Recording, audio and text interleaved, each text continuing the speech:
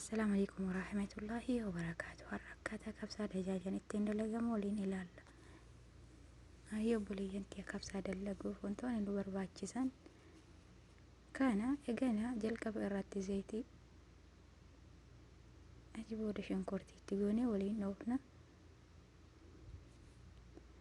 Qullubbii adii itti daballa.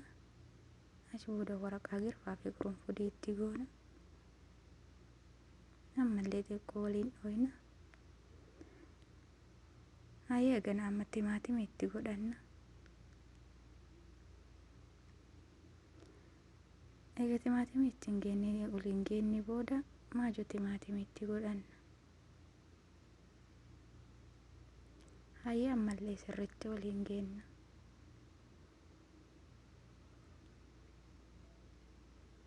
Egaa bifa kana waliin geenne lukkuu itti daballa. Egaa lukkuu itti daballee waliin dhoofna.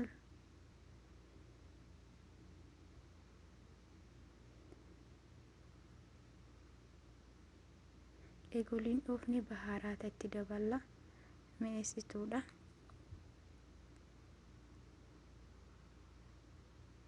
Soogiddalee itti daballa. Boodarra dinnichaa itti goona.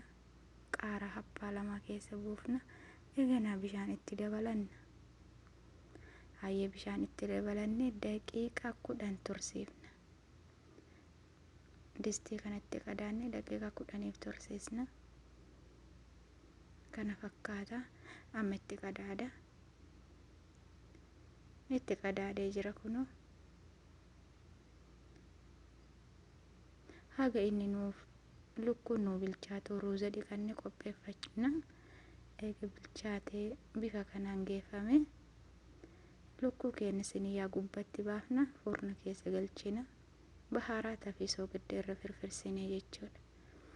Dinnichallee lukkuu waliin baasna.